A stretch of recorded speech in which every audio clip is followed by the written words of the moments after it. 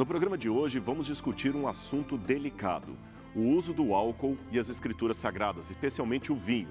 Cristãos que seguem os preceitos bíblicos podem beber moderadamente? De acordo com a OMS, Organização Mundial de Saúde, não há vantagem alguma em consumir álcool.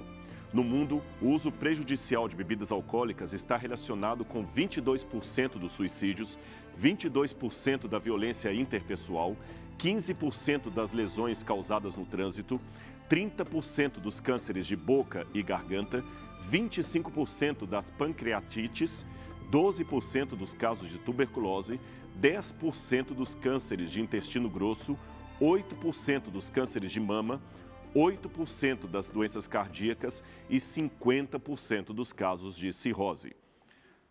Para aqueles que provavelmente têm a Bíblia como conduta de fé e prática, provavelmente não precisariam passar por uma experiência como esta para rejeitarem completamente um copo de cerveja ou uma taça de vinho. Basta seguir os conselhos que estão aqui na própria palavra de Deus. Quer ver? O vinho é zombador e a bebida fermentada provoca brigas. Não é sábio deixar-se dominar por eles. Provérbios 20, verso 1. Ai dos que são campeões em beber vinho e mestres em misturar bebidas. Isaías 5, 22. Não se embriaguem com vinho, que leva à libertinagem, mas deixem-se encher pelo Espírito. Efésios 5, verso 18. De quem são os ais? De quem as tristezas? E as brigas, de quem são? E os ferimentos desnecessários? De quem são os olhos vermelhos? Dos que se demoram bebendo vinho, dos que andam à procura de bebida misturada. Provérbios 23, 29 e 30. Estes textos parecem claros. Existem, porém, dois problemas que precisamos reconhecer.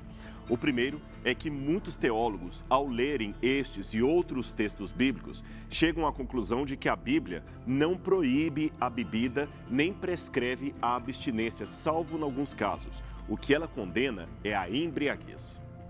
Noutras palavras, desde que se beba com moderação, não se pode dizer que aquilo seja um pecado prescrito nas Escrituras.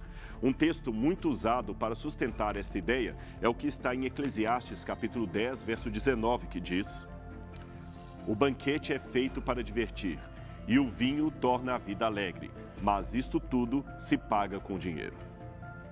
A ideia é que as bebidas alcoólicas estão ligadas à alegria, são agradáveis e podem animar uma festa. O que se precisa é de moderação. Pois bem, vamos ver então o que o texto bíblico diz. Esta é a palavra mais comum na Bíblia para vinho, se lê oinos. O dicionário afirma que oinos é um termo geral para vinho e podemos classificar isto como se referindo tanto ao vinho fermentado ou embriagante, quanto ao suco de uva natural ou não fermentado. Nesse caso, oinos é definido pelo contexto, que ajudará a definir qual dos vinhos a palavra se refere. Aristóteles, por exemplo, escreveu no tratado Meteorológica o seguinte: alguns tipos de vinhos, oinos, como por exemplo o vinho não fermentado, glaucos, se solidificam quando fervidos. Como você pode ver, Aristóteles claramente usa a palavra oinos para falar de um suco de uva ou de um vinho não alcoólico. Agora, vamos ver mais alguns exemplos. Anacreonte foi um poeta lírico grego que viveu 500 anos antes de Cristo. Ele era conselheiro de Polícrates, o tirano de Samos. Num dos seus odes gregos, ele diz: esprema a uva, deixe sair o vinho, oinos. Ora, este vinho que o poeta fala, aquele que sai imediatamente da uva espremida, não pode ser outro senão o suco de uva natural e não o vinho fermentado. Nicandro, que viveu no 2º século a.C., também escreve a respeito de espremer uvas e ele chama de oinos o suco daí produzido. Estes são apenas alguns exemplos, mas eu poderia dar outros. Agora, como eu falei, a palavra oinos pode referir-se tanto ao vinho fermentado ou alcoólico, quanto ao suco de uva. É o contexto que determina. Por exemplo, quando Paulo diz: não vos embriagueis com vinho, Efésios 5, verso 18, é claro que estava se referindo ao vinho alcoólico. Por outro lado, quando lemos no Apocalipse, capítulo 19, verso 15, Cristo pisando o lagar do vinho da ira de Deus, evidentemente estava falando de um vinho, a princípio, não fermentado, pois é aquele vinho recém-espremido com os pés. Agora, antes de falar dos termos hebraicos e aramaicos para vinho no Antigo Testamento, é importante lembrar o seguinte. Por volta do ano 200 a.C., os judeus fizeram uma tradução grega do Antigo Testamento, a qual chamaram Septuaginta. Pois bem, nesta versão grega dos judeus, eles usaram o termo oinos para traduzir diferentes palavras hebraicas, tanto referentes ao vinho fermentado quanto ao suco de uva, o que permite concluir que os autores, tanto do Antigo Testamento como os do Novo Testamento, aqueles que escreviam em grego, claramente entendiam que oinos, fora do contexto, poderia ser um termo dúbio. Em outras palavras, vinho na Bíblia não é exatamente em todos os termos, em todos os textos, um vinho alcoólico, como muitos imaginam.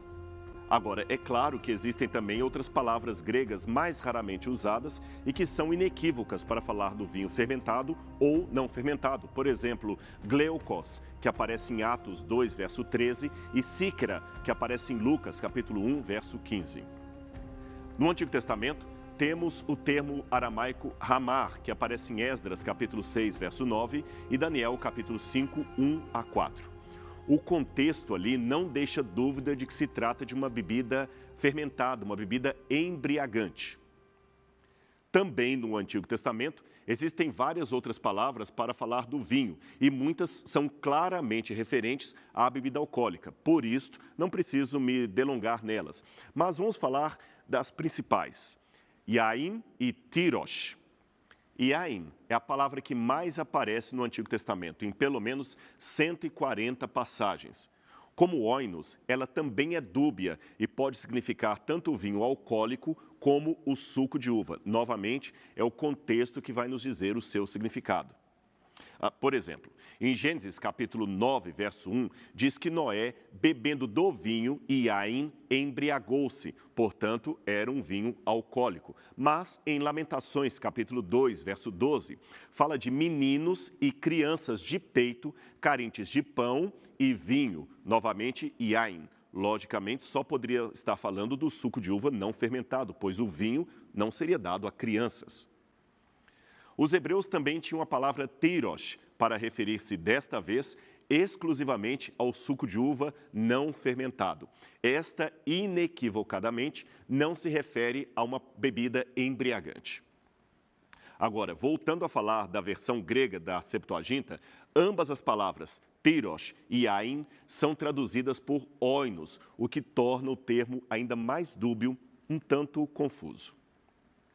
Mas e quanto a textos em que Deus parece falar bem do vinho?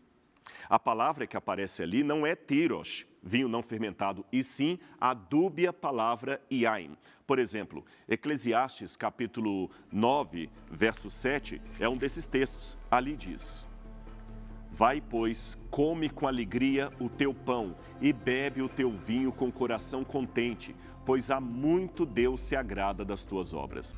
O mesmo Antigo Testamento que menciona esses casos de embriaguez também faz advertências sérias contra a bebida e você as viu no começo desse programa. Arão e seus filhos, os sacerdotes, foram estritamente proibidos por Deus de beber vinho ou bebida forte ao entrarem no tabernáculo para ministrar diante do Senhor. Você pode ver isso em Levítico capítulo 10, verso 9.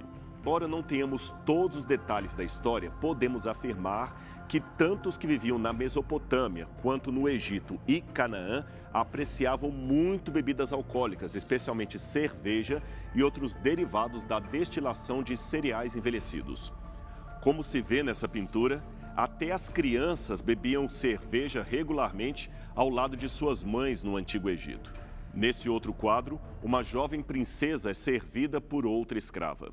Na Suméria, Babilônia e também entre os filisteus, temos indício de que bebidas alcoólicas eram servidas com regularidade até para as crianças. E junto com esse costume vinha a violência, a promiscuidade e o vinho, legitimados por festivais religiosos como o festival de Hathor no Egito e de Enki e Anana na Suméria, festivais que Deus proibia. Em vários quadros egípcios, os deuses e nobres aparecem bebendo ao mesmo tempo. O cenário também repete-se na arte produzida na antiga Mesopotâmia. O deus sumeriano Enki, por exemplo, estava bêbado quando deu seus mandamentos a Inanna. Jamais encontraremos o Deus de Israel sob essa circunstância de embriaguez que era típica das divindades pagãs. Aliás, esta é uma singularidade que deve ser notada, pois enquanto os demais deuses bebiam e se embriagavam, Javé é apresentado como um abstêmio, alguém que nunca, jamais perde a sua consciência. Agora, duas coisas ficam claras nesse cenário. A primeira é que Israel copiou alguns comportamentos pagãos, porém sem a aprovação de Deus. Este é um jarro de filtrar cerveja feito por filisteus. Agora, compare com esse outro feito por israelitas. Note como estes copiaram a arte dos vizinhos pagãos. A segunda coisa que se nota é que mesmo no mundo fora de Israel, havia ocasionalmente pensadores que protestavam contra a embriaguez e o costume de beber socialmente. Tanto na literatura egípcia quanto na grega e também romana, encontramos gente que desaconselhava o uso do álcool e também desaconselhava as orgias que se faziam tomados por ele. Xenófanes, Platão, Aristóteles, Zênon foram apenas alguns dos que criticavam duramente a embriaguez vista especialmente nos cultos de Baco ou Dioniso. Veja o que escreveu Caio Valério Cátulo, um promíscuo poeta erótico do primeiro século a.C. Ó garoto que serve o vinho de idosos senis, traga copos mais encorpados, assim ordena Postúmia, a senhora dos vinhos. Uva alguma é tão suculenta quanto ela, mas afasta-te, ó água, pois és a ruína dos vinhos. Vá para longe, os filósofos podem até te apreciar, mas aqui quem manda é o filho de Semele, e ele quer vinho puro. Postúmia era uma expressão para referir a antigos patrícios de Roma que com frequência ocupavam cargos altos da magistratura e escreviam as leis. Daí a ironia do poeta promíscuo. O normal, como eu disse, não era isto, era diluir o vinho em água. Tomar vinho puro era sinal de primitividade ou de perda de compostura, de senso do perigo. É por isso que o vinho da cólera de Deus, mencionado no Apocalipse, é preparado sem mistura e dado aos adoradores da imagem da besta. Isso está em Apocalipse, capítulo 14, verso 10. Agora, uma coisa que muita gente questiona é o seguinte: como eles faziam para ter vinho não fermentado o ano inteiro, se a uva geralmente só dá numa época do ano? Eu posso garantir que eles conseguiam sim. O escritor romano Lúcio Moderatus, conhecido como Columeia, escreveu um tratado latino sobre a agricultura no qual declarou: para que o suco da uva sempre permaneça tão doce como quando foi produzido, siga estas instruções. Depois de aplicar a prensa às uvas, separe o mosto mais novo, isto é, o suco fresco, colocando-o num vasilhame, ânfora novo. Tampe-o bem e revista-o muito cuidadosamente com piche para não deixar a mínima gota de água entrar. Em seguida, mergulhe-o numa cisterna ou tanque de água fria e não deixe nenhuma parte da ânfora ficar acima da superfície. Tire a ânfora depois de 40 dias. O suco permanecerá doce durante um ano. Havia ainda outras técnicas. O escritor também romano Plínio escreveu: tão logo tiram o mosto, o suco de uva do lagar, colocam-no em tonéis, deixam esses submersos na água até passar a primeira metade do inverno, quando o tempo frio se instala. Este método deve ter funcionado bem na terra de Israel e usado pelos judeus nos tempos do Novo Testamento para ter durante todo o ano um vinho não fermentado. Outro método de impedir a fermentação das uvas era fervê-las e fazer um xarope a partir de uvas passas para dar às crianças, e os historiadores chamavam este vinho de oinos.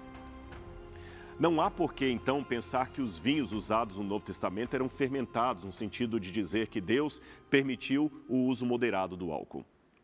Sobre a Santa Ceia, nem Lucas ou qualquer outro escritor bíblico emprega a palavra vinho, oinos, no tocante à ceia do Senhor. Os escritores dos 3 primeiros evangelhos empregam a expressão fruto da vide para falar da ceia de Cristo.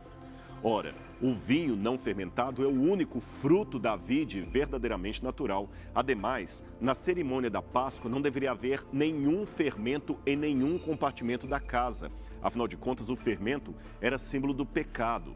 Se os pães asmos não continham fermento, como o próprio nome indica, é fácil concluir que o vinho também não poderia conter fermento. E o milagre de Caná da Galileia? Veja, em primeiro lugar, se as pessoas da festa já estivessem bêbadas e Jesus ainda assim oferecesse um outro vinho alcoólico para que elas continuassem bebendo, isso estaria longe de ser chamado de moderação. Além disto, para a mentalidade da época, como podemos ver nos escritos de Plínio e Plutarco, por exemplo, o bom vinho era aquele que tinha reduzido seu poder intoxicante, ou seja, quanto menos alcoólico, portanto mais doce, melhor. Logo, o fato do mestre de cerimônias comentar que Jesus trouxe o melhor vinho deve ser lido nesse contexto. Aliás, o fato de Jesus pedir para encher os jarros de água não soou surpresa porque pensavam que ele faria um suco de uvas passas para servir como era comum nestas situações. Mas ele transformou a água num suco com gosto de uva recém-espremida. Daí o comentário espantado daqueles que experimentaram o seu vinho. Bem, este foi o programa Evidências de hoje. Eu espero que você tenha gostado desse assunto e esclarecido esse tema tão difícil da Bíblia Sagrada.